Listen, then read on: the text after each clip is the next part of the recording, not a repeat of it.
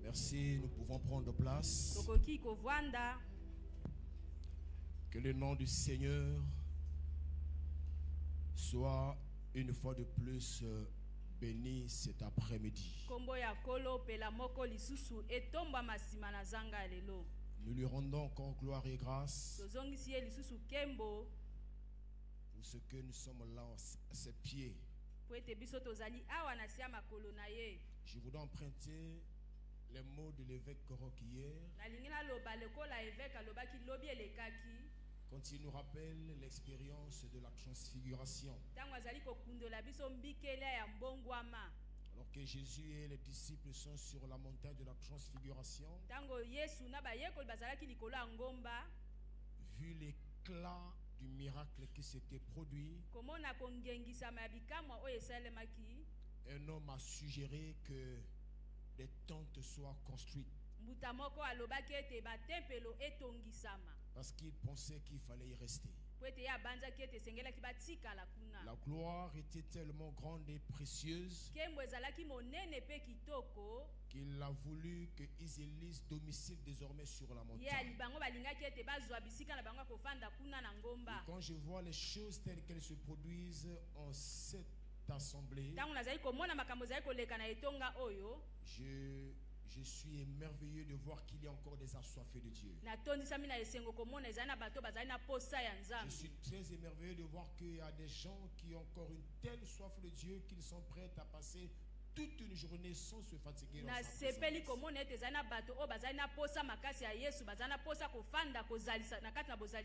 Est-ce que nous pouvons acclamer pour nous-mêmes? Alléluia. Amen. Avec la permission de la servante de Dieu, je voudrais dire que je suis très inspiré. J'ai envie de reprendre mes affiches. Parce que tout juste après CMG, il y aura CER.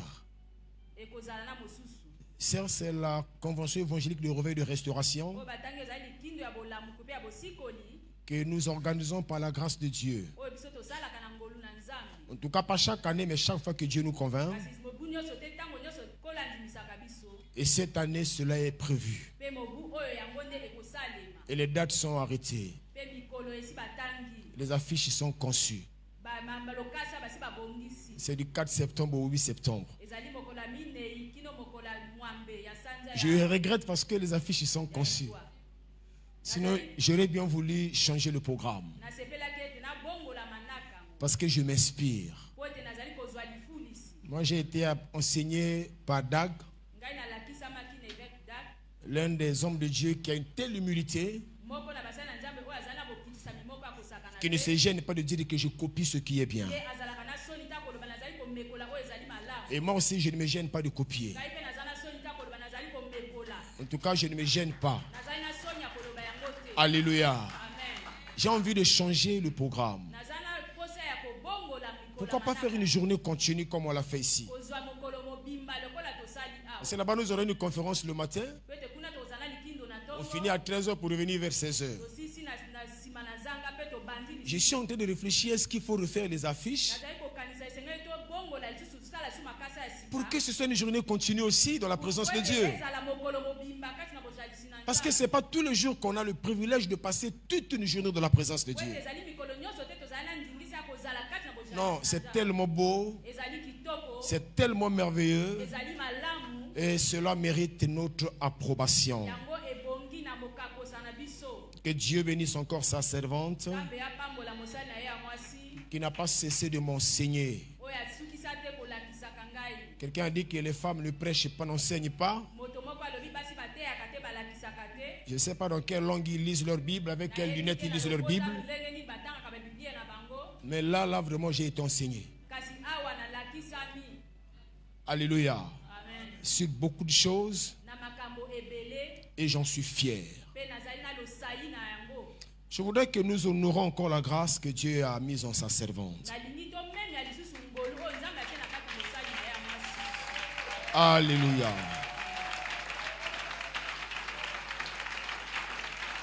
Alléluia.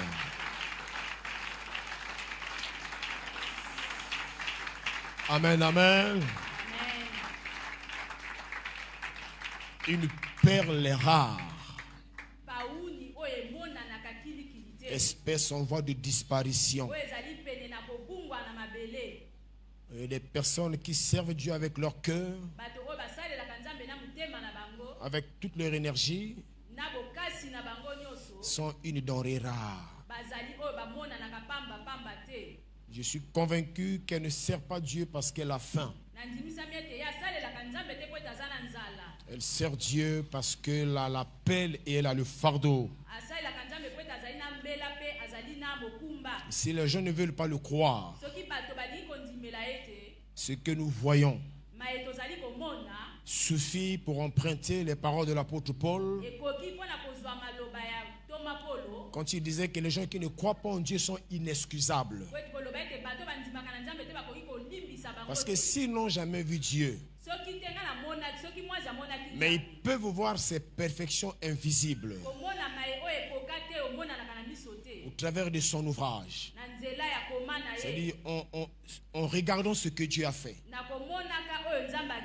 en regardant la création, ils peuvent voir Dieu. Et s'ils ne se convertissent pas, ils sont inexcusables. Amen, amen. Et donc même ici, si tu refuses de croire, regarde les œuvres, elles parlent. Et si tu t'obstines à ne pas croire, tu seras inexcusable. Seigneur, ta parole nous a encore réunis cet après-midi autour du festival de la parole. Eh bien, le festival de la parole, parce que nous assistons à un réel festival depuis le mercredi passé, où nous voyons des grâces abonder, surabonder, où nous voyons des grâces défiler, où nous sommes réellement enseignés, où c'est vraiment ta parole que nous écoutons au travers de chaque orateur qui passe en ces lieux. Et nous sommes fiers d'être dans ce festival. Nous voudrons même bien que cela continue. Nous voudrons bien même que cela ne s'arrête pas. Mais ce soir, notre Père, nous voulons que tu nous dises encore quelque chose au sujet de l'évangile. Parce que c'est l'évangile qui nous réunit en ces lieux ce soir. Nous voudrons l'entendre de ta bouche. Nous voudrons le recevoir par ton canal, Seigneur notre Dieu. Plaise à toi d'utiliser un instrument comme moi. Mais parle toi-même à ton peuple selon qu'il est écrit. Ton peuple sera enseigné par toi-même. Merci Seigneur pour ce que tu vas faire en ces lieux ce soir. C'est dans le nom précieux de Jésus-Christ que nous te l'avons demandé et que un saint dise avec moi Amen. Amen. Alléluia. Amen. Alors pour cette deuxième session, la servante de Dieu nous avait demandé de dire ce que nous avions à cœur. Pour la session de l'après-midi, j'ai eu du mal à la dire ce que j'avais à dire. Je crois que j'ai tergiversé pendant 2 semaines, même plus, à lui donner la pensée que je voulais partager. Parce que chaque fois que je cherchais ce que je devais dire, j'avais du mal à trouver ce que j'avais à dire. Jusqu'à ce que l'Esprit m'a convaincu de prendre le thème de la convention que nous allons organiser à partir du 4. Ce n'est pas toute la convention que je vais partager ici, mais je n'ai repris que le titre ou le thème de la convention pour essayer de partager avec vous quelque chose. Je vais en même temps prêcher, en même temps enseigner. Et le thème, c'est quel évangile avons-nous reçu? Quel évangile avons-nous reçu? Je ne cesse de bénir Dieu pour la cohésion des différents sous-thèmes. C'est bizarre, je ne sais pas l'évêque si le thème qu'il a prêché hier, on l'avait communiqué ou bien c'est lui-même qui a décidé de parler de ça. Mais la vérité, c'est qu'on ne s'était pas entendu. On ne s'était pas non plus vu. Depuis que maman Aline m'avait contacté pour que je participe à ce programme,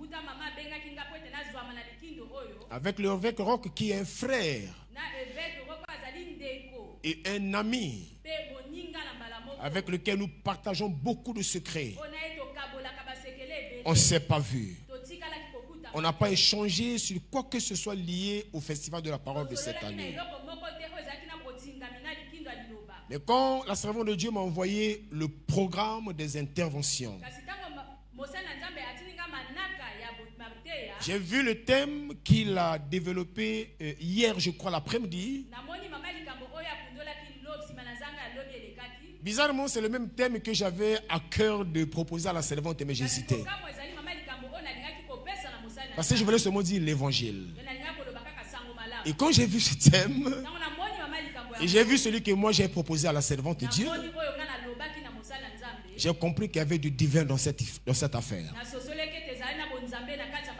Dieu veut parler à son peuple. Dieu veut édifier son peuple. Dieu veut que son peuple revienne aux fondamentaux. Dieu veut que son peuple revienne à l'essentiel. Et je comprends qu'il a à cœur le fardeau de son église. Moi, je suis un homme qui se révolte facilement. Et très souvent, je me révolte quand les choses ne sont pas bien faites. Et parfois, quand je me révolte, je me recroqueville dans ma carapace, dans un coin, parfois en train de pleurer seul. J'ai assisté à des conventions, à des conférences ça et là. J'ai assisté à des programmes, à des séminaires de gauche à droite. J'ai entendu des gens prêcher. Je me suis même en tout temps révolté contre la multitude de conférences qui sont organisées dans notre nation. Quand je vois les thèmes qui sont développés dans ces conférences, je ne critique personne, mais je le dis en fonction de moi, je constate que nous sommes en train d'aller au-delà de ce qui est écrit. Nous négligeons l'essentiel. Je n'ai rien contre les conférences, bien aimés, mais on a l'impression qu'il y en a un peu en trop quand même. Quand on voit les thèmes développés, on se pose la question, où est la place de l'évangile? Vous entendez parfois quelqu'un raconter sa vie sur la chair. Et vous entendez dans la salle quelqu'un dire prêche l'évangile. Vous entendez parfois quelqu'un parler des choses qui n'ont rien à voir avec la pensée de Dieu. Encore moins de l'évangile. Vous entendez quelqu'un, il y a comme un groupe de gens souvent qui viennent dans les assemblées. Moi, j'aimerais mieux les appeler les agitateurs. Ou bien, ce sont les atalakou qui accompagnent certains pasteurs. Et même quand il dit des bêtises, vous entendez les gens dire c'est l'évangile. Alors j'ai commencé à me poser la question de savoir, est-ce que les gens savent ce que c'est que l'évangile?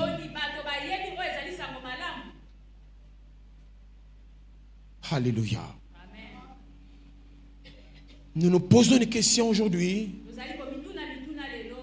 Quel est l'évangile que nous avions reçu? Où est passé l'évangile qui nous a conduit à la conversion? Où est passé l'évangile que nos pères dans la foi ont enseigné? Où est passé l'évangile qui pouvait convertir des milliers de personnes en une séance? Sommes-nous toujours en train de prêcher cet évangile? Ou bien nous sommes en train d'enseigner le conseil social? Alors ce soir, j'aimerais partager avec vous une pensée qui nous amène tous à nous poser la même question: quel évangile avons-nous reçu? Alléluia. On va lire dans un premier temps 2 textes. On peut aller jusqu'à 3 si vous voulez. Le premier, c'est dans 2 Corinthiens chapitre 11, le verset 4. C'est toujours l'apôtre Paul qui s'adresse à l'église de Corinthe. Ce matin, en passant, j'ai essayé de vous parler un peu d'un aspect du contexte de l'église de Corinthe. De ce qui se passait dans cette église, qui avait la particularité de la manifestation de la diversité des dons spirituels.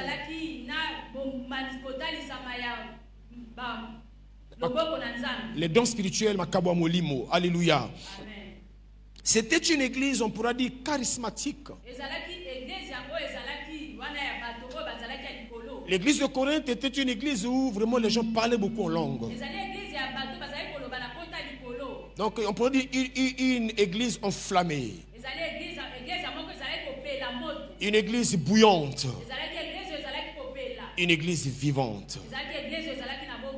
Mais c'est à cette église que l'apôtre Paul, dans sa deuxième lettre, au chapitre 11, le verset 4, il rappelle ceci. Il dit, si quelqu'un vient vous prêcher un autre Jésus que celui que nous vous avons prêché, ou si vous recevez un autre esprit que celui que vous avez reçu, ou un autre évangile que celui que vous avez embrassé, vous le supportez fort bien. D'autres versions disent vous l'embrassez, vous l'accueillez. Amen. Le deuxième texte que nous allons lire, c'est toujours dans la première épître de Paul aux Corinthiens. Nous sommes dans le chapitre 15. 1 Corinthiens, chapitre 15. Nous allons lire à partir du premier verset. L'apôtre Paul dit, je vous rappelle, frères, l'évangile que je vous ai annoncé, que vous avez reçu, dans lequel vous avez persévéré, et par lequel vous êtes sauvés, si vous le retenez tel que je vous l'ai annoncé. Autrement, vous auriez cru en vain. Je vous ai enseigné avant tout, comme je l'avais aussi reçu, que Christ est mort pour nos péchés, selon les Écritures, qu'il a été enseveli et qu'il est ressuscité le 3e jour selon les mêmes Écritures, et qu'il est apparu à Céphas puis aux 12.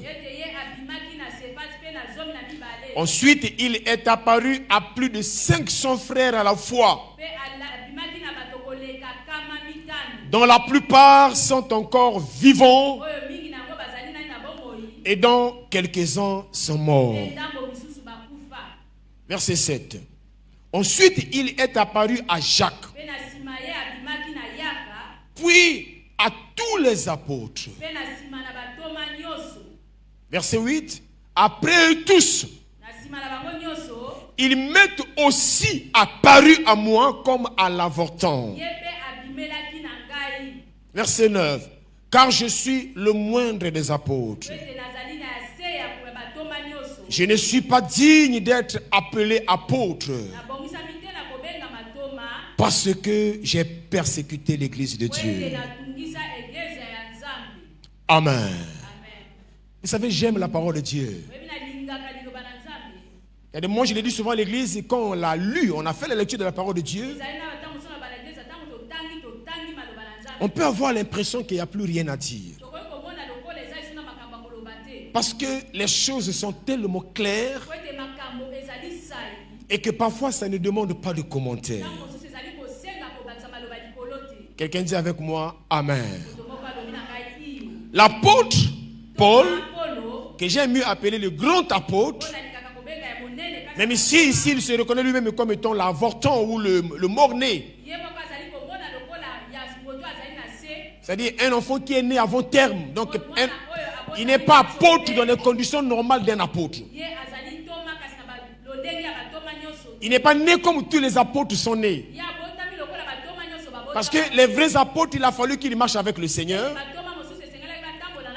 Alléluia. Les vrais apôtres, il a fallu qu'ils se retrouvent dans la chambre haute le jour de la Pentecôte. Mais lui, il n'est pas passé par tout ce cheminement. Et il est considéré comme apôtre. Voilà pourquoi il se considère comme un avorton. C'est-à-dire un enfant qui est né dans des conditions pas normales.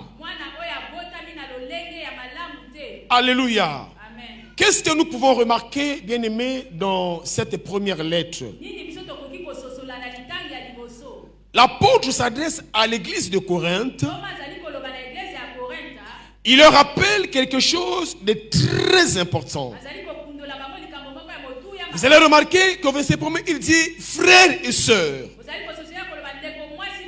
je vous rappelle ». Il est question d'un rappel. Or, on ne peut rappeler que ce qui a déjà été dit avant. On ne rappelle que ce qui a été déjà communiqué. Il s'adresse aux frères et aux sœurs. Il ne s'adresse pas aux pasteurs. Mais il s'adresse à toute l'église, à l'église de Corinthe.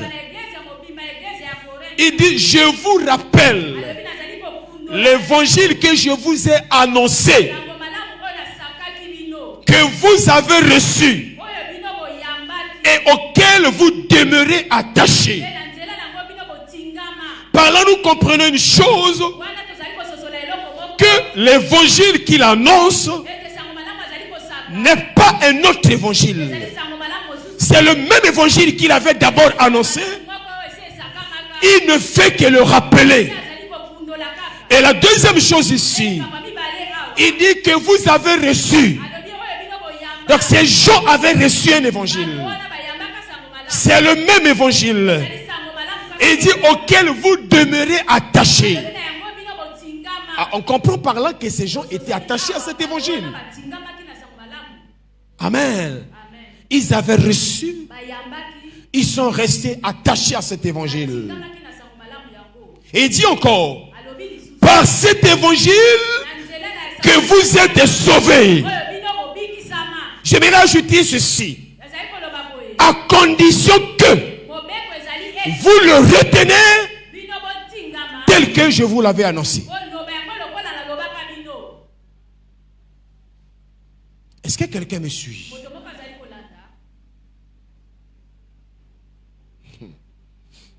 C'est par cet évangile que vous êtes sauvés. Si vous le retenez tel que je vous l'ai annoncé. Autrement, vous aurez cru en vain. On peut prétendre avoir reçu l'évangile. On peut prétendre avoir reçu le bon évangile. Mais si on ne demeure pas dans cet évangile, on court le risque d'avoir cru pour rien. Quand la Bible dit autrement vous aurez cru en vain, elle veut dire par là qu'elle ne vous a servi à rien.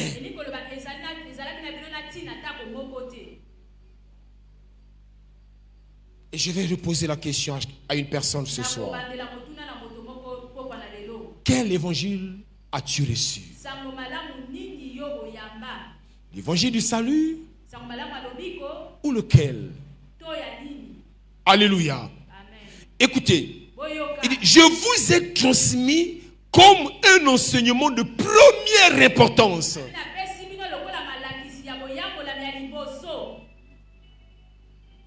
L'enseignement le plus important.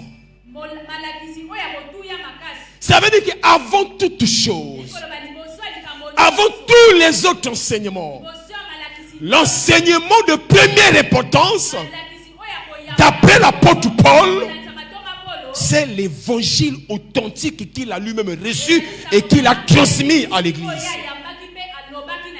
Par là, je comprends une chose. Il y a des enseignements de première importance, mais il y a aussi des enseignements de seconde importance.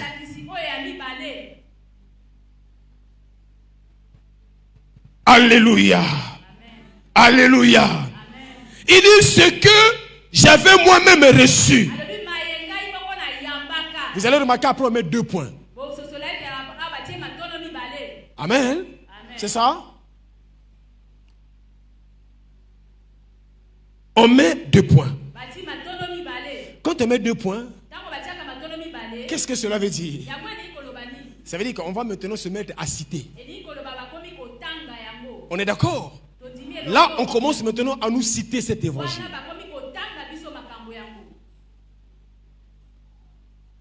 Alléluia. Qu'est-ce que c'est merveilleux.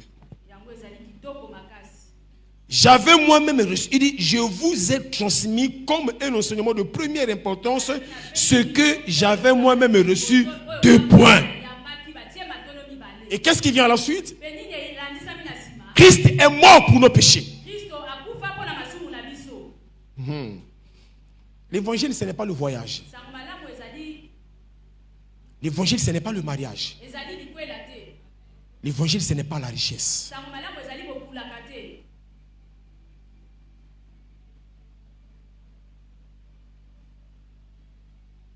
Christ est mort pour nos péchés. Conformément aux Écritures. Il a été mis au tombeau. Il est ressuscité le 3e jour. Comme l'avaient annoncé les Écritures. Il est apparu aux apôtres. Il m'est apparu à moi aussi. Il est apparu à plus de 500 personnes. Voilà pour l'apôtre Paul l'évangile.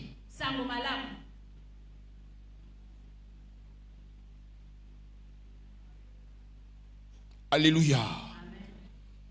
Enseignons tout ce que nous voulons. Disons tout ce que nous voulons. Mais l'évangile de mon maître concerne la mort et la résurrection de Jésus-Christ.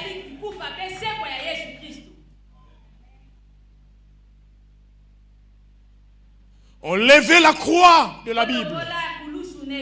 Je fais allusion ici à la mort et à la résurrection du Seigneur. Parce que c'est sur la croix qu'il a été placé. On levait la croix de l'église. Hier nous disions ici, on levait les miracles de la Bible. La Bible devient un livre d'histoire. C'est vrai. Mais en levant la croix de l'église, l'église devient une association.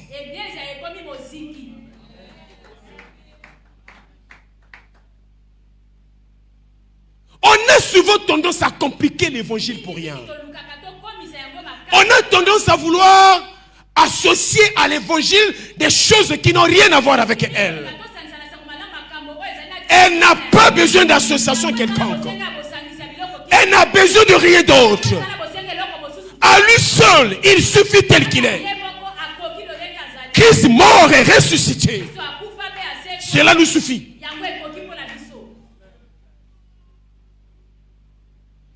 Alléluia.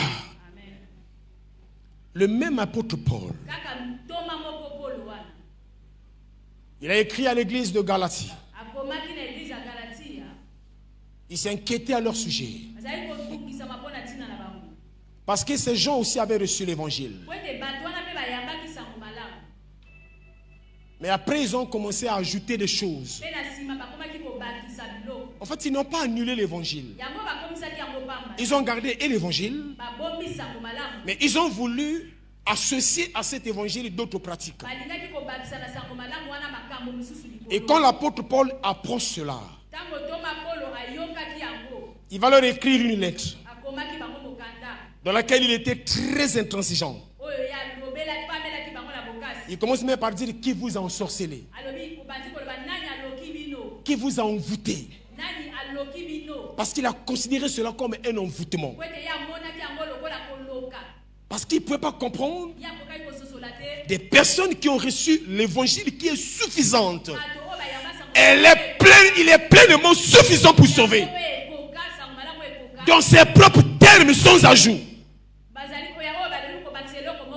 Ils ont voulu ajouter certaines pratiques, certaines traditions, certaines exigences. Il fallait un peu de ceci, il fallait un peu de cela. Et l'apôtre dit qui vous a envoûté, qui vous a ensorcelé. Quelqu'un dit Amen. Alléluia. J'ai pas envie de définir mon bishop, mon évêque. C'est mon ami, hein, je suis habitué à le provoquer comme ça. Alléluia. L'évêque nous a dit ici. Il nous a rappelé, il nous a défini le mot évangile. Je crois que c'est hier. Hein? On ne va pas revenir sur les définitions. Alléluia. Romains chapitre 1, verset 1 à 7.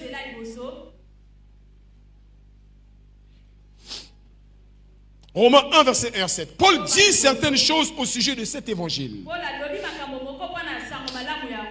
Verset 1 dit Paul, serviteur de Jésus-Christ, appelé à être apôtre, mis à part pour annoncer l'évangile.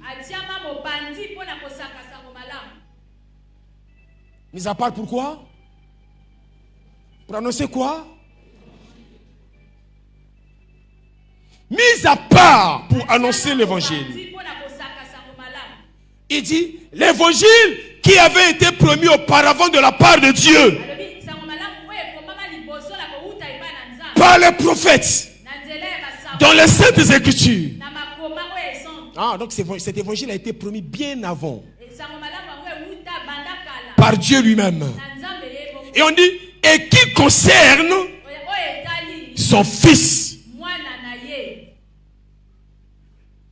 Cet évangile concerne son fils, né de la postérité de David selon la chair, et déclaré fils de Dieu avec puissance, selon l'esprit de sainteté, par sa résurrection d'être les morts, Jésus-Christ est notre Seigneur, par qui nous avons reçu la grâce et l'apostolat pour amener en son nom à l'obéissance de la foi tous les païens. Parlons des ministères, je dis que quand tu ne connais pas ton appel, tu vas embrasser toutes choses. Il nous dit ici pourquoi il était appelé et qu'est-ce qu'il était appelé à faire. Pourquoi avait-il été établi apôtre? C'est pour annoncer l'évangile, pour amener à la foi les païens ou les perdus. Alléluia. Je prends le verset 7. Je sors le verset 6. À tous ceux qui à Rome sont bien aimés de Dieu, appelés à être saints, que la grâce et la paix vous soient données de la part de Dieu notre Père et de notre Seigneur Jésus-Christ. Quelqu'un dit avec moi Amen.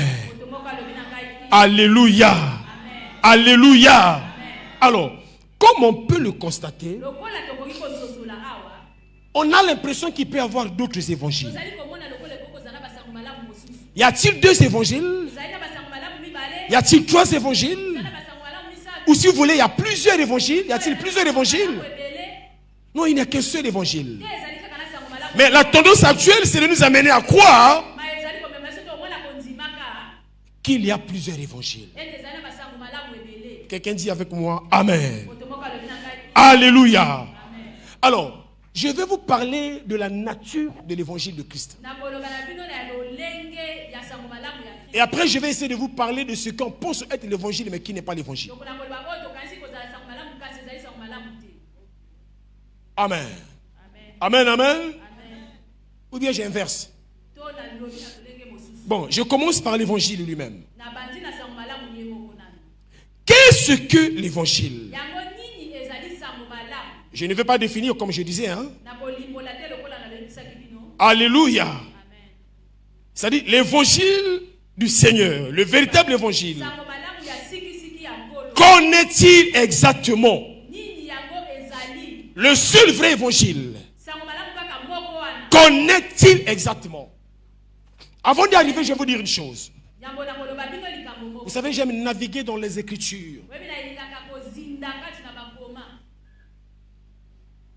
Quand je dis Écriture, je suis dans le contexte théologique. Hein?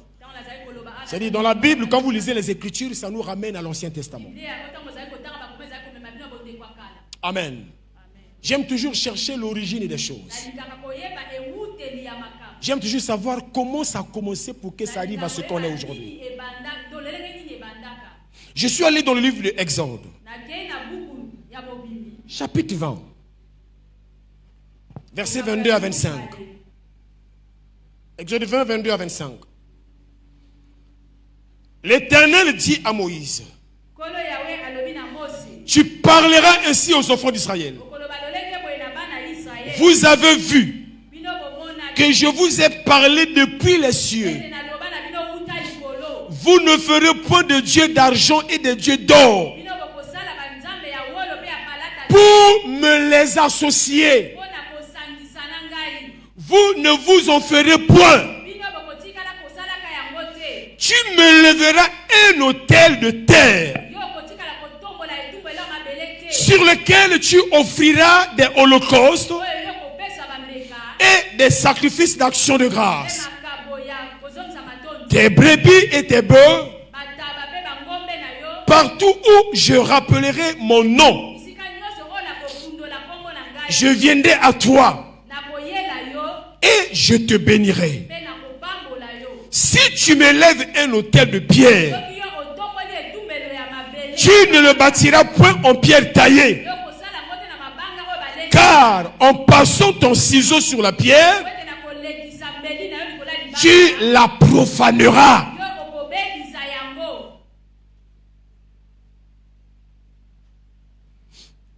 Vous voyez, Dieu est un Dieu qui a une nature unique.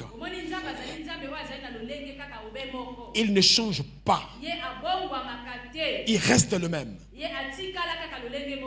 Dans sa vision, dans sa méthode, dans ses actions, il reste le même. Nous sommes dans l'ancienne alliance. C'est Dieu qui parle des cieux. Il dit aux enfants d'Israël, il dit, vous ne vous ferez pas de Dieu en argent ou en or pour me les associer. À côté de ma divinité, je vous interdis de placer une autre divinité. Qu'elle soit en argent ou en or, je vous en interdis. Il dit une deuxième chose. Vous me bâtirez un autel, mais en terre. S'il vous arrivez de me le bâtir en pierre, prenez des pierres brutes. C'est-à-dire une pierre qui n'a pas subi de modification. Une pierre qui n'a pas été taillée. Une pierre qui n'a pas subi des coups de ciseaux ou des coups de burin. Donc une pierre brute. C'est la même chose que Dieu a fait lors de la construction du tabernacle. Même quand on construisait le temple de Salomon, Dieu n'a jamais voulu qu'il y ait de bruit là-dedans. Les pierres, on allait les prendre ailleurs et on les amenait. Parce que Dieu, lui, il ne veut pas s'associer avec ce que la main humaine a apporté. Parce qu'une pierre taillée possède une forme que l'homme l'a donnée. Donc Dieu n'a pas besoin d'association. Dieu n'a pas besoin de l'intervention humaine pour accomplir ses desseins. Dieu n'a pas besoin de l'apport de l'homme pour réaliser ses desseins. Voilà pourquoi il n'a pas voulu qu'on lui apporte, bien aimé, des autels, qu'on y est riche des autels avec des pierres taillées. Parce que la pierre taillée porte la forme que son tailleur l'a donnée. Est-ce que je parle à quelqu'un? Cela nous amène déjà à comprendre que l'évangile qui venait de la part de Dieu, c'est l'évangile de Dieu. Ce n'est pas l'évangile d'un homme. C'est son évangile.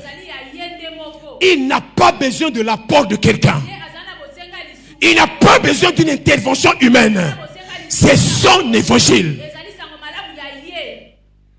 Est-ce que quelqu'un me comprend? Il n'a pas voulu d'association. Alléluia. Alléluia. Et l'apôtre Paul a bien compris cela. Vous savez que c'est quelqu'un qui connaissait le judaïsme. C'est quelqu'un qui connaissait la Torah. Il connaissait le Tanakh, il connaissait les traditions juives. Parce qu'il a été élevé dans ça. Et quand il parle, il sait de quoi il parle. Alléluia. Voilà pourquoi il va dire qu'il y a un seul évangile. Celui de Jésus-Christ, Fils de Dieu, mort à la croix pour le rachat de notre être tout entier. Alléluia. Voilà pourquoi je vous ai dit que l'évangile de Dieu concerne la personne de Jésus-Christ. Et concerne sa mort et sa résurrection. Donnons des conseils que nous voulons pour encourager l'église. Disons des choses que nous voulons pour motiver l'église. Mais n'associons pas à l'évangile du Seigneur les pratiques humaines. Parce que Dieu a horreur qu'on apporte dans sa maison des pierres taillées. Il a horreur qu'on lui érige un autel avec des pierres taillées. Il n'est pas les associations. Quel évangile avons-nous reçu?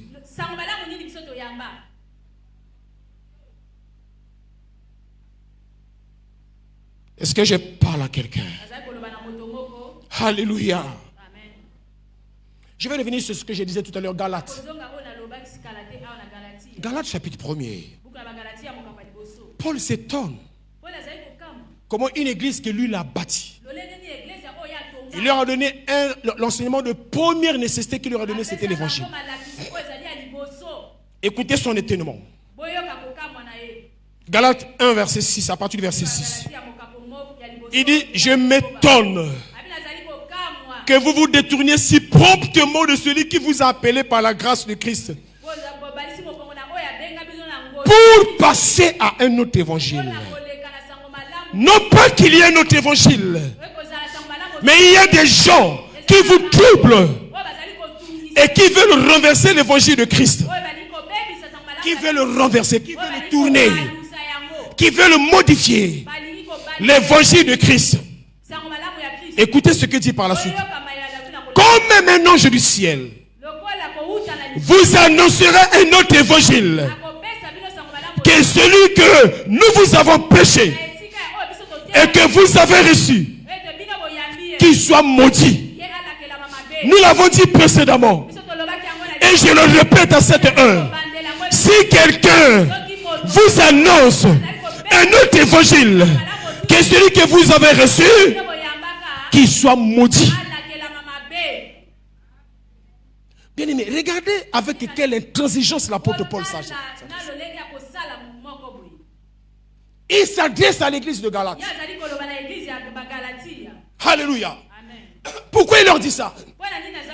Mais parce que ces gens, ils avaient reçu l'évangile qui concerne la personne de Christ mort à la croix et ressuscité, afin que quiconque croirait en lui n'aille pas à la perdition, mais qu'il soit sauvé. Mais ils ont voulu ajouter des traditions juives. Ils ont voulu ajouter l'observance de la loi. Ils ont voulu ajouter la pratique, certaines pratiques judaïques, qu'il fallait quand même se faire circoncire. Il fallait quand même observer les fêtes, les sabbats et les lunes, que vous voulez. Oui, c'est vrai, nous croyons l'évangile, mais aussi, et c'est comme Paul apprend cela, qu'il va écrire avec sa dernière énergie. Il dit, même si c'est un ange de Dieu qui vienne vous le dire, qu'il soit maudit. Et si Paul peut prononcer la malédiction sur un ange de Dieu, pourquoi ne le ferait-il pas sur un prétendu serviteur de Dieu qui veut ajouter à l'évangile de mon maître sa pensée, son intelligence, sa philosophie et sa réflexion?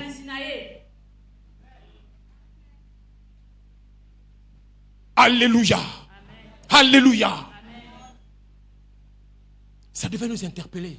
Esengaki bokebi na biso. Regardez ce grand savant, ce grand homme intelligent, Botala nganga mayele ya monene. ce grand docteur qu'on appelait Nicodème. Molakisi ya monene bazali kobenga na mboka ya Nicodème. Un docteur de la loi. Ya azali molakisi. Il vint voir Jésus un jour de nuit Aye komona Yesu mokolo moko na butu. pour lui poser une seule question. Pona kotuna ye botuna obe moko. Il reconnaissait qui était Jésus. Ayebaki nani ezalaki Yesu. Il dit, nous savons Aye biso toyebi. que toi tu es un docteur venant de Dieu. Yo zali molakisi ko ute pa na. Parce que personne ne fait le signe que tu fais Pe moto moko ta ko kota si Dieu n'est avec lui. Soki nzamba zali elongo na ye. Nous le savons. Biso toyebi. Nous le Sanhédrin, nous le savons. Biso toyebi. Nous les scribes, nous le savons. Biso banganga mayele. Nous sommes conscients de cela. Biso tozala boyebi na Que toi tu viens de Dieu. ete yo ko ute pa na nzamba. Honte nous soit dit. Dis-moi, Jésus, Lobana Yesu. qu'est-ce qu'un homme doit faire Nini moto sengeli asala. pour avoir la vie? Po eta azwa bobu. C'est un contraste. Ezali likambo moko wana ezali Quelqu'un qui reconnaît que Jésus est un docteur venant de Dieu. moto wa azali koyeba ete Yesu azali molakisi ko ute pa na nzamba. Quelqu'un qui reconnaît qui était Jésus Moto azali koyeba nani azalaki Yesu. et qui prétend le connaître, Oyo azali ko mona ete ayebi. mais qui ne connaît pas le chemin de la vie. Oyo ayebi nzela ya bomoi te. Alors que ce même Jésus, c'est lui le chemin Omata nzela ka Yesu wana azali nde nzela. et c'est lui la vie. Ezali pe ye bomoi. Parce que la Bible dit, Po ete Biblia ezali koloba. celui qui a le Fils a la vie. Moto azali na mwana azali na bomoi. Celui qui n'a pas le Fils n'a pas la vie. Moto azali na mwana te kati na ye azala bomoi. Il dit, je suis la vie, Alobi nazali. je suis le chemin. Nazali nzela. Mais un prétendu docteur, Kasi moto oyo babengi molakisi. il prétendait connaître Jésus, Ye abanzaki koyeba Yesu. mais il ne savait pas qui il était. Kasi ayebaki te nani azalaki. Et Jésus va lui répondre ironiquement aussi. Yesu pe akoloba na ye na lolenge akoseka. Il dit simplement, Kaka na bopete. il faut que tu naisses de nouveau. Esengeli obotama ya sika. Et il faut que tu changes. Abe esengeli te bongwama. Il faut que tu sois régénéré. Esengeli to yo yesama ya sika. Il lui parlait de la régénération, mais en d'autres termes. Azali koloba ye boyesama ya sika na lolenge Ça veut dire qu'il n'est pas question de connaissance seulement. ezali kaka boyebi ya mokili Il n'est pas seulement question de révélation. ezali kaka emoniseli te. C'est une question de régénération. Ezali nde likambo ya boyesami ya sika. Il faut que tu naisses de nouveau. Esengeli na yo obotama ya Il faut que sika. tu naisses d'eau et d'esprit. Esengeli to botama na mai mpe na Notre mokili. docteur n'a rien compris de tout ça. Molakisi asosolaki eloko moko te na Il a commencé à regarder les choses par la chair abandi kotala makambo ya lolenge mosusu. parce qu'il ne comprenait pas. Po ete azali kososola na ye te. Jésus essaie de l'aménager encore un peu. Yesu alingaki kobenda lisusu Il dit, il faut que tu naisses d'eau et d'esprit. alobi ete esengeli na yo obotama na mai. Jusque-là, il ne comprenait pas. Jusque-là, il ne comprenait pas. Alléluia. Amen. Et Jésus va lui dire, Pe Yesu akoyebisa ye. il dit, je vais te dire, Nakoloba na yo. tu vois, Omoni de la même manière lolenge moko que dans le désert, ete na esobe Moïse Mose fit un serpent en bronze ye asalaki nyoka na libende et le cloua sur une perche. pe amatisaki yango na likolo De l'épisode des serpents brûlant dans le désert, na eleko ya nyoka motako kuna na esobe de telle sorte que tous ceux qui avaient été mordus par les serpents na brûlants esika oyo bato nyonso oyo nyoka aswamaki aswaki n'avaient qu'une seule chose à faire. bazali kaka na likambo moko ya kosala C'était de tourner leur regard sur le serpent en bronze. ezalaki kotombola miso kaka na nyoka ya motako On n'a pas dit prier. balobaki kobondela te On n'a pas dit invoquer le serpent de rein. balobaki kobelela nyoka motako On a seulement demandé de tourner les regards, balobaki kaka kobwaka miso de regarder. kaka miso kotala Quelle que soit sa morsure, kotalaka koswana na ye na nyoka la personne était guérie. moto wana akangaki kobikisama Et Jésus va rappeler cet épisode. yesu akundoli Il dit, mayele de la même manière que Moïse avait procédé dans le désert, lolenge moko mose asalaki na il esobe faut aussi esengeli na yo que le Fils de l'homme ete mwana ya moto soit placé sur un bois, ye atiama na libaya soit crucifié, soit érigé, soit élevé, atiama na ekulusu qu'il soit mis sur le bois aussi, ye atiama kuna pe na afin que quiconque placera sa confiance en lui, moto nyonso akotia eliki afin que quiconque tournera ses regards sur lui, akobwaka miso epa na ye qu'il vive. azala na bomoi C'était aussi facile que ça. ezalaki kaka lopete C'est ça l'évangile. ezali nde wana sango malamu L'évangile de mon Seigneur, sango malamu akoyo na c'est de ngai fixer ses regards sur Christ ezali crucifié. kobwaka miso na kristo oyo Voilà pourquoi Paul a dit, si Christ n'était pas mort et ressuscité, notre foi serait vaine. Si Jésus n'était mort et ressuscité, notre foi serait vaine. Alors, l'évangile consisterait en ce moment-là d'annoncer la mort et la résurrection de Christ. Il n'y a pas deux évangiles, bien-aimés. C'est Christ sur la croix. Il est devenu malédiction pour toi. C'est Christ sur la croix. Il est devenu péché pour toi. Afin que pécheur que tu es, tu n'as qu'à tourner tes regards, à le regarder. Ça veut seulement dire à placer ta confiance sur sa personne. Non, tu seras sauvé. Non, tu n'as pas besoin de prière. Tu n'as que besoin de cela. Alléluia.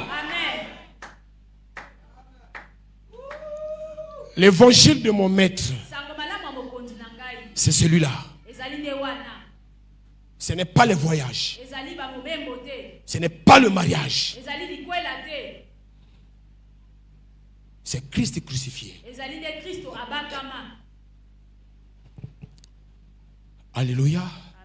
Alors, homme de Dieu, revenons au message de l'évangile. J'ai posé un jour une question à mes étudiants à l'église. J'ai demandé à quelqu'un de nous dire quel est le contenu de l'évangile. Parce que l'évêque nous a dit que l'évangile c'est la bonne nouvelle. Nous sommes d'accord avec ça. Parce que le mot évangile veut dire bonne nouvelle. Veut dire j'annonce la bonne nouvelle. Alors si l'évangile c'est la bonne nouvelle, c'est quoi la bonne nouvelle? C'est quoi cette bonne nouvelle? Non, une bonne nouvelle c'est une nouvelle quand même. Avant qu'elle ne soit bonne, elle doit d'abord être une nouvelle. Mais c'est quoi la nouvelle?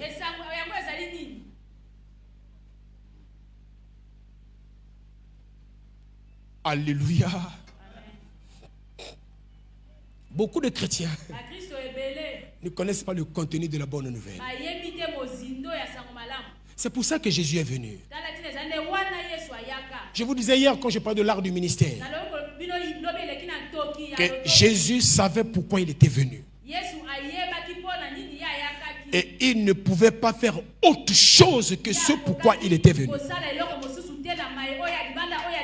On a voulu l'établir au roi, il a dit je ne suis pas venu pour ça. On l'a pris pour être un conseiller social, il a dit je ne suis pas venu pour ça. Quelqu'un dit viens m'aider à régler un différend entre moi et mon frère. Il dit je ne suis pas venu pour ça. Et c'est pourquoi il était venu. On a lu la prophétie, n'est-ce pas, sur sa mission, Isaïe 61, qu'il a repris dans Luc chapitre 4. Il a dit l'Esprit du Seigneur est sur moi, car il m'a oint pour apporter une bonne nouvelle. C'est quoi la bonne nouvelle? C'est le message de l'église. C'est notre message à nous. La bonne nouvelle c'est quoi? L'homme est né pécheur. L'homme est conçu dans le péché. L'homme vit dans le péché. L'homme respire le péché.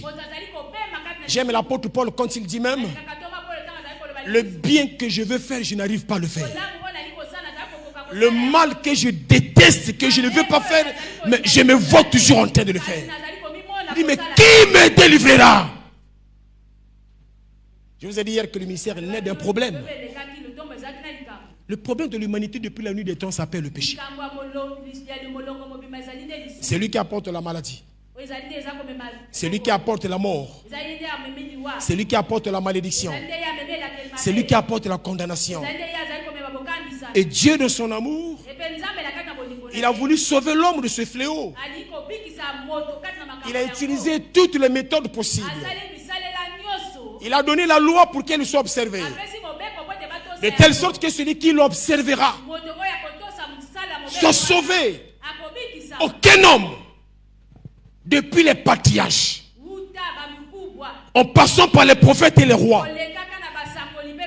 même les psalmistes, aucun n'a pu régler le problème du péché. L'homme était là en détresse. Il voulait entrer dans la vie. Il voulait être sauvé. Il voulait retrouver l'intimité perdue avec Dieu. Il voulait retrouver la présence de Dieu. Présence qu'il a perdue. Il a essayé par tous les moyens. On a mis en place la sacrificature. Les offrandes, les holocaustes ont été donnés et n'ont pas pu sauver une personne. N'ont pas pu délivrer les hommes du péché. Dieu était indigné. Il cherchait une solution pour sauver l'homme.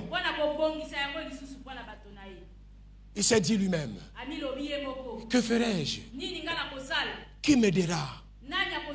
Qui me secourira? Son bras lui dit, envoie-moi, Père. Envoie-moi. Moi, j'accepte d'entrer dans le rouleau du livre. Moi, j'accepte de m'humilier. Parce que je veux faire, oh Dieu, ta volonté. Alléluia. Il dit, moi, je vais partir. Au lieu qu'il fasse des efforts pour ne pas manger, ne pas boire, ne pas toucher, ne pas faire ceci, ne pas faire cela. Fais ceci, tu vivras. Si tu ne fais pas, tu mourras. Il dit, c'est trop demandé, papa. Moi, je vais partir. Je vais faire ça à leur place. Alléluia. Il dit, je m'en vais le faire à leur place. Il dit, envoie-moi. Pendant ce temps, l'homme se débrouillait par ses efforts. Comment faire pour plaire à Dieu? Comment faire pour gagner l'approbation de Dieu? Comment faire pour toucher le cœur de Dieu? Ce sont les messages que nous donnons tous les jours, n'est-ce pas? Moi-même, j'en ai fait des séminaires. Comment faire pour toucher le cœur de Dieu? C'est vrai. Il y a quelqu'un qui a tout fait pour toucher le cœur de Dieu à ma place.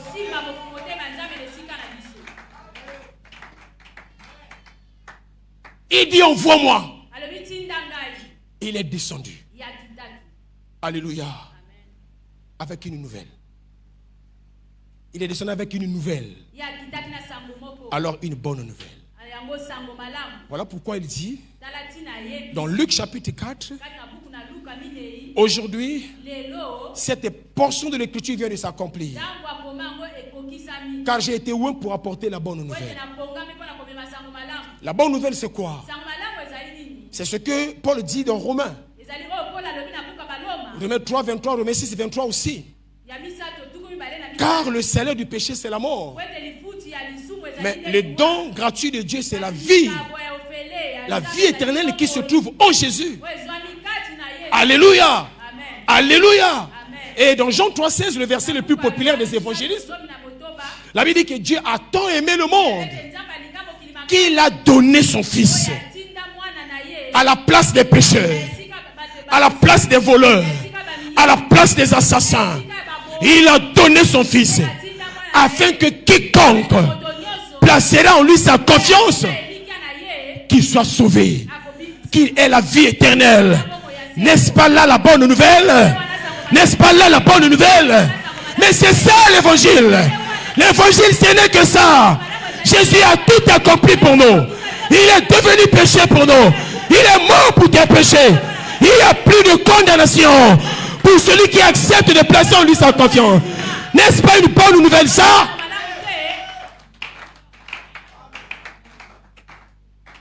C'est ça la bonne nouvelle. Voilà pourquoi, bien-aimés, ne condamnons pas les gens. N'envoyez pas les gens en enfer. Dieu ne nous a pas appelés à cela. Lui-même, il est venu pour apporter la bonne nouvelle.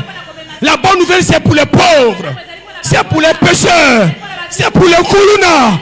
C'est pour les drogués. La bonne nouvelle, c'est pour eux. Et c'est ça le message de l'église. C'est l'évangile que nous avons reçu. Christ est devenu péché pour que nous soyons justifiés.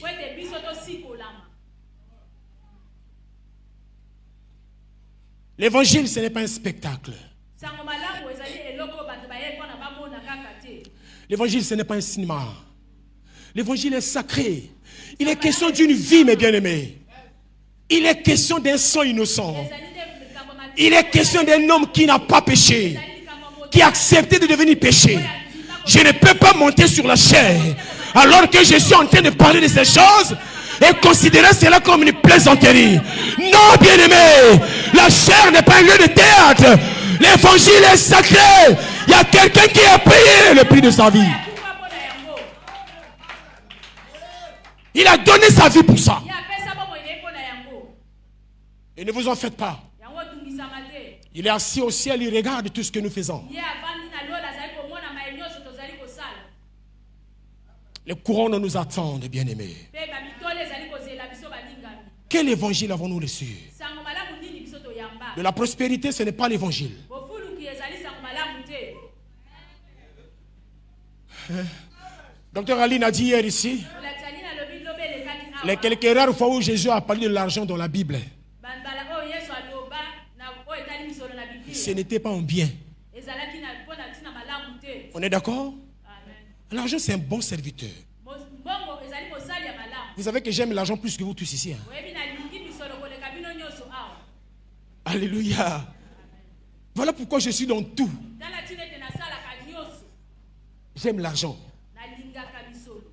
Mais je ne peux pas lier ça à l'évangile. Nakoki te kosangisa yango na sango malamu. Je n'ai pas besoin d'écouter l'évangile pour être riche. Nazali na kosenga koyoka te ya koyoka sango malamu te mpo nakoma mokuli. Je n'ai pas besoin de l'évangile pour être prospère. Naza na kosenga sango malamu te mpo ete nafuluka. J'ai besoin de l'évangile pour avoir la vie. Naza na kosenga sango malamu mpona nazala na bomoi. Amen. Oh, qui dit bien Amen? On nous a enseigné la fois passée que si tu es pauvre, tu iras en enfer. Balakisi biso awa ete yo soko za mobolo kokende lifelo. La preuve que tu es un vrai enfant de Dieu, c'est que tu es riche. Ndakisi ozali mwana nzambe ozali mokuli. La preuve que tu sois un vrai serviteur de Dieu, tu dois t'habiller bien, tu roules carrosse. Olata malamu otambola na mutuka minene. Alléluia.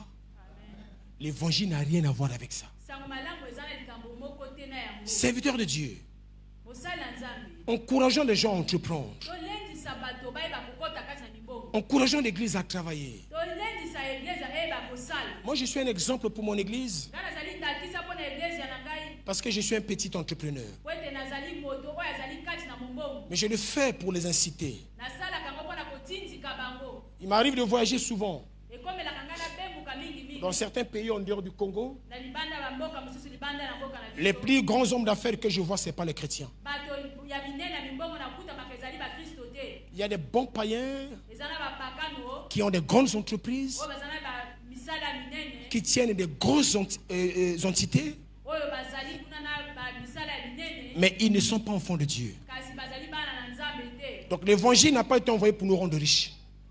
Sango malamu etindaka po ete ekomisa bakuli te. L'évangile, c'est la bonne nouvelle du salut en Jésus-Christ. Sango malamu ezali sango malamu ya lobiko mpo na Yesu. Et c'est l'évangile de Dieu. Mpe ezali sango malamu nde ya nzambe. Sur l'argent dans la Bible, on a plus de mises en garde.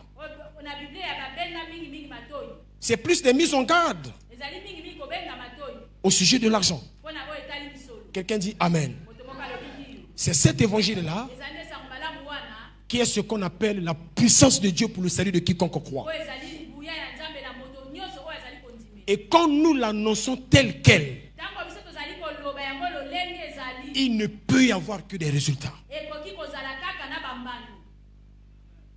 Amen. Si nous l'annonçons tel qu'il se Biso présente, soki tolobi yango lolenge yango ezali il y aura des résultats. ekozala kaka na bambano. Il y aura des guérisons. Ekozala na lobiko. Il y aura des délivrances. Ekozala na bokango. Parce que la guérison Po ete lobiko est la réponse au problème du péché. ezali eyano na likambo oyo etali lisumu. Alléluia. C'est cet évangile Ezali nde sango malamu wana que nous avons reçu. oyo biso toyamba. Et c'est lui que nous sommes appelés à prêcher. Ezali nde yango biso tobengami ya koteya. Si Christ n'est pas mort et ressuscité, Soki Kristo akufa mpe asekwa te il sera vain. elingai kozala pamba. Amen, amen. Amen. Je vais chuter. Ngai nakokita Cet évangile sango malamu wana que nous avons reçu, oyo biso toyamba. elle est la puissance de Dieu pour le salut de quiconque Ezali croit. nguya na nzambe mpo na lobiko ya moto nyonso. Je dis bien la puissance de Dieu pour le salut. Nalobi nguya na nzambe mpo na lobiko. On est sauvé par l'évangile. Tobikisami na nzela ya sango malamu. Cet évangile Sango malamu wana est un évangile qui demeure toujours la bonne nouvelle de la grâce de Dieu. ezali nde sango malamu oyo kotika kaka sango malamu mpo na ngolu ya nzambe. Elle demeure toujours la bonne nouvelle de la grâce. Kotika ya ntango biso sango malamu mpo na ngolu. Ce n'est pas la peine d'envoyer les gens en enfer. Ezali na ntina te kotinda bato na Ce n'est pas la peine de demander aux gens de faire ce que vous-même vous n'avez pas pu faire. ntina te koloba bato basala mayebi Paul un jour a voulu confronter les colons de l'église. Quand il amène avec lui le jeune Timothée qui était en réalité un grec, mais il était un incirconcis. Amen, amen. Il a mené comme ça parce que pour le juif, se mettre ensemble avec un incirconcis, c'était un affront. Bizarrement, il y avait des croyants. Donc des gens qui avaient cru en la foi, en l'évangile, mais qui ont continué à observer ces préceptes. Et Paul a expressément amené Timothée, qui n'était pas circoncis, parce qu'il voulait les amener à comprendre que ce n'est plus par la circoncision. Non, ce n'est plus par la circoncision. C'est par la foi et par la grâce de Dieu.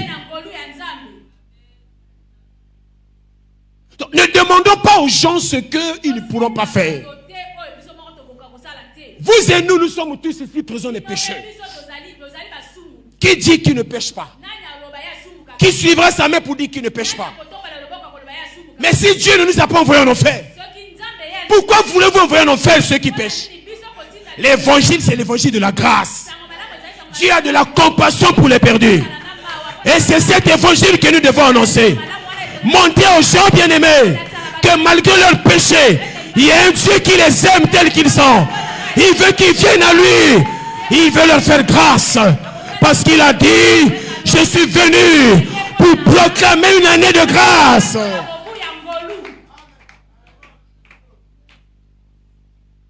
Dans la théologie d'Ésaïe 61,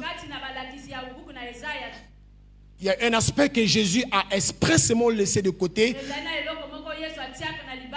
quand il a repris ça dans Luc 4. Parce que Ésaïe disait ceci: l'Esprit du Seigneur est sur moi, car il m'a oint pour annoncer la bonne nouvelle aux pauvres, pour rendre libres les opprimés, je paraphrase, pour permettre aux aveugles le recouvrement de la vue, pour proclamer une année de grâce et pour annoncer un jour de vengeance de l'Éternel. Vous allez remarquer que quand Jésus reprend ce texte dans la synagogue de Capernaum, il ne cite pas la dernière partie. Parce que dans le contexte de sa première mission, il n'était pas venu pour apporter le jugement. Le temps du jugement arrivera. Mais c'est encore le temps de la grâce. N'annonçons pas l'évangile du jugement. Annonçons l'évangile de la grâce. L'évangile que nous avons reçu est un évangile de la grâce, de la compassion de Dieu. Un Dieu plein de compassion. Voilà pourquoi il n'a pas permis qu'on lapide la femme adultère. Alléluia. Elle a dit, où sont ceux qui t'accusent? Ils sont partis. Il dit, moi non plus je ne te condamne. Va, mais ne pêche plus. Si nous apportons cet évangile, nous attirerons les gens. Nous sommes parfois trop spirituels, tellement spirituels, que nous nous croyons déjà au ciel. Non, réveillez-vous encore sur la terre, mes bien-aimés.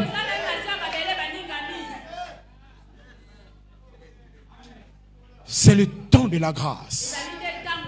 Cet évangile n'est pas seulement un évangile de la grâce, mais c'est une parole de vérité. Ça veut dire qu'elle est vraie. Elle ne ment pas. C'est la parole de vérité. J'aime ce que l'apôtre Paul dit aux Colossiens. Colossiens chapitre 1 verset 5. Ça vous allez lire à la maison. Autre chose. Cet évangile que nous avons reçu est un évangile de salut, de paix et de gloire. Un évangile de paix, de salut et de gloire. Ça veut dire quoi? Il vient pour nous réconcilier avec Dieu. Il vient pour rétablir la paix avec Dieu. Nous étions en inimitié avec Dieu. Nous étions séparés de Dieu.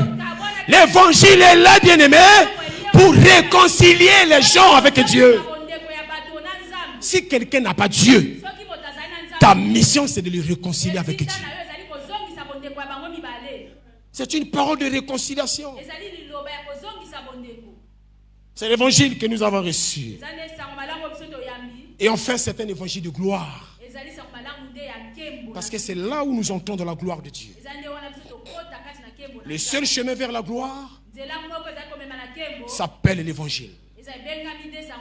La bonne nouvelle. Il a fallu que quelqu'un meure sur la croix. Il a fallu que quelqu'un devienne péché pour que toi et moi nous soyons glorifiés. Et enfin, cet évangile, c'est la puissance de Dieu. Alléluia. Les gens qui aspirent à l'onction, comme je l'ai dit ce matin,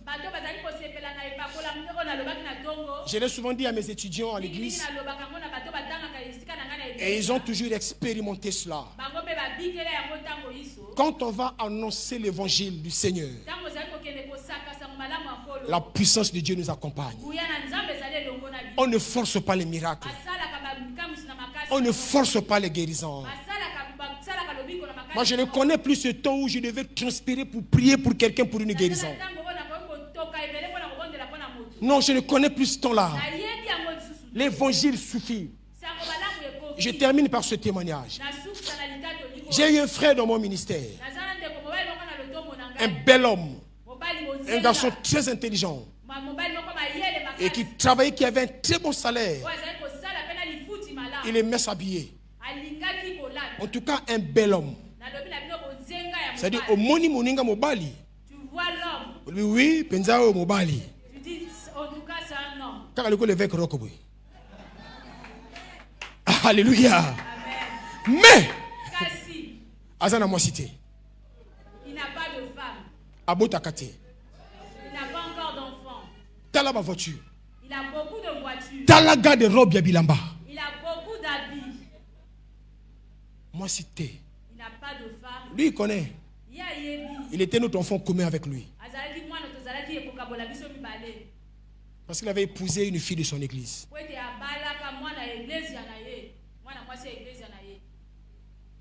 Alléluia. Amen. Les gens se moquaient de lui. Comment un bel homme comme ça est célibataire? Ce n'était pas sa faute. Il était envoûté. Il était sous la malédiction. Il avait une femme de nuit qui l'empêchait de se mettre avec une femme. Il pouvait approcher une femme, il aborde. C'est un bon parleur. Quand il parle comme ça, ce qu'on récite, c'est que ça moi soit pikama. Ah oui, il parle bien. Et à ça qui m'a beaucoup pété. Quand il parle avec une fille, quand il amène chez lui à la maison, quand la fille sort, elle ne revient plus. Même si elle donne 1 million à la fille, elle ne revient plus. Et c'était toujours comme ça. L'évêque est là, il sait de quoi je parle. Amen. Et c'était toujours comme ça. Donc les gens ne comprenaient pas pourquoi il était célibataire. Les gens pensaient même qu'il était impuissant. Il n'était pas impuissant. Il était viril. Parce qu'après sa délivrance, il a bombardé les enfants. Alléluia.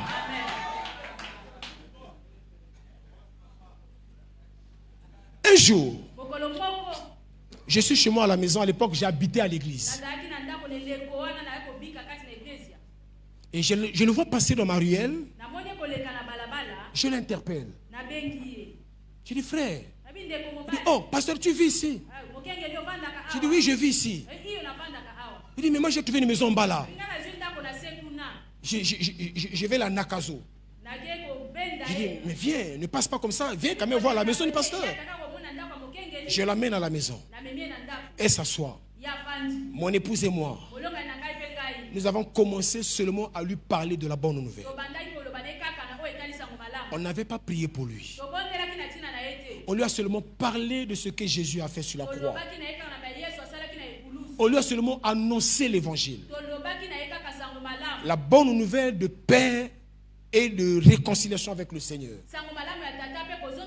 Il écoutait avec beaucoup d'attention. Il était touché. Il dit, pasteur, moi j'ai été touché. On a prié pour lui.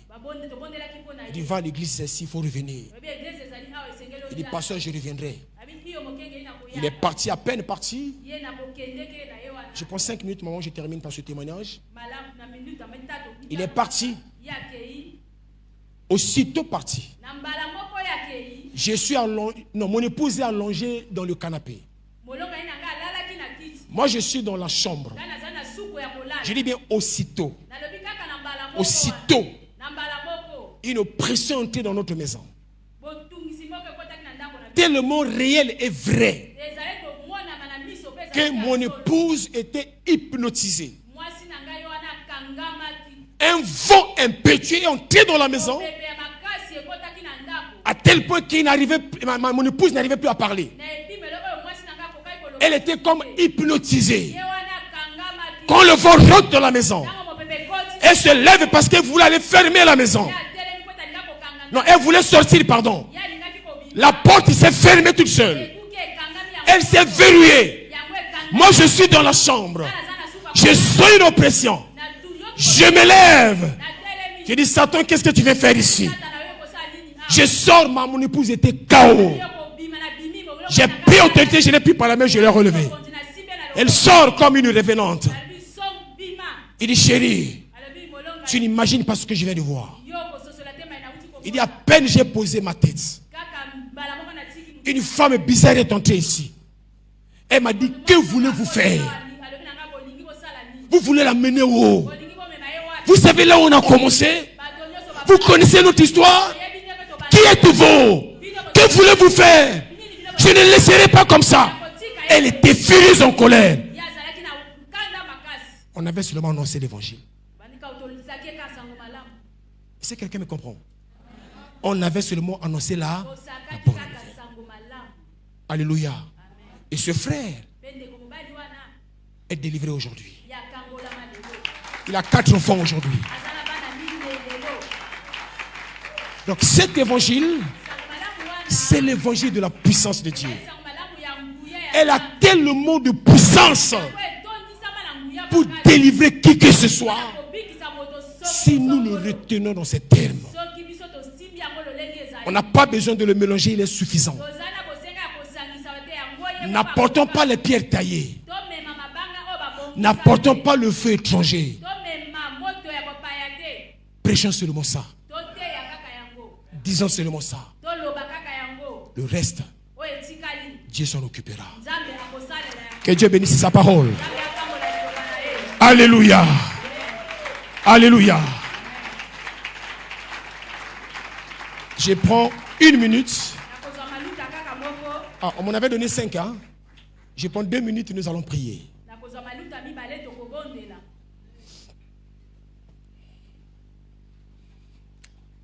Alléluia. Nous allons prier le Seigneur.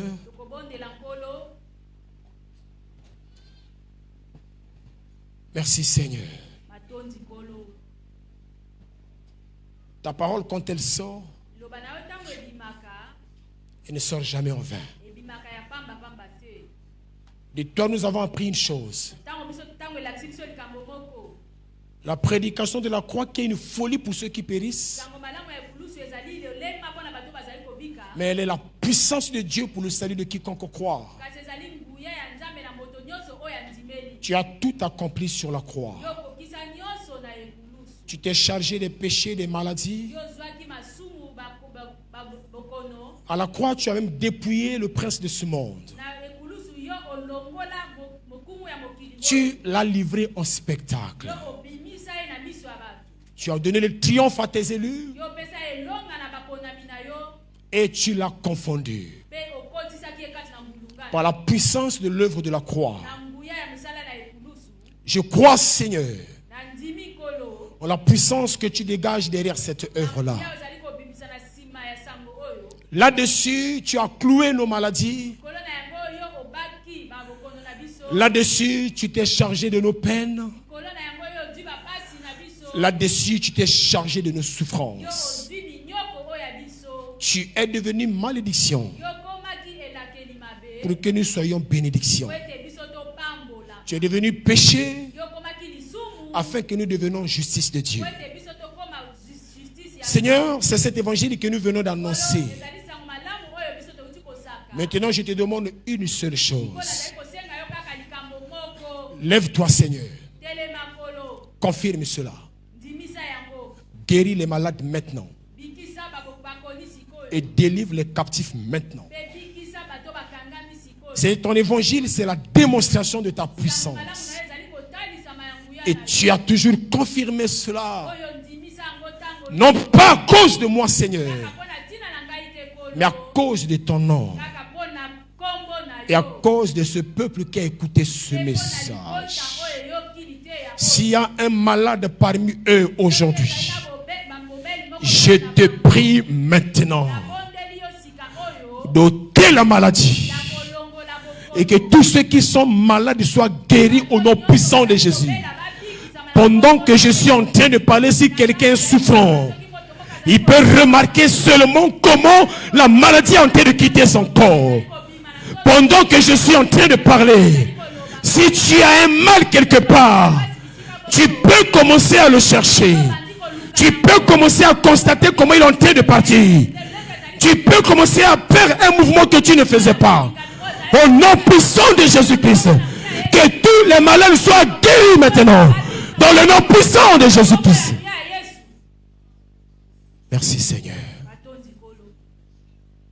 Merci Seigneur. Merci mon Dieu. Prends toute la gloire. Si quelqu'un a senti son mal partir ou disparaître, n'a qu'à lever sa main.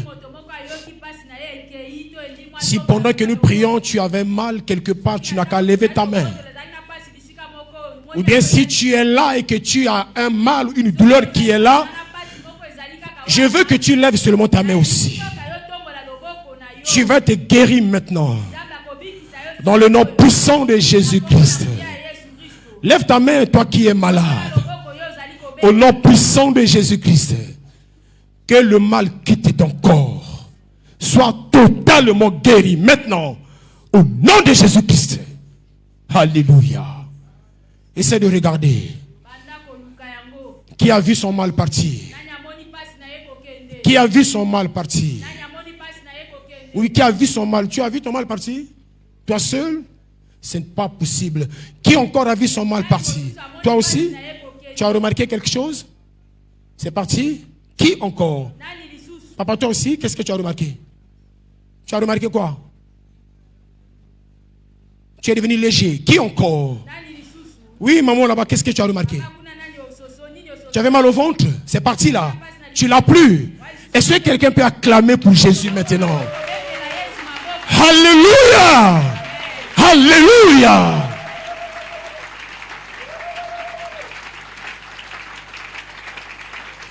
C'est ça la bonne nouvelle de la grâce. Que Dieu nous bénisse. Merci, servante de Dieu.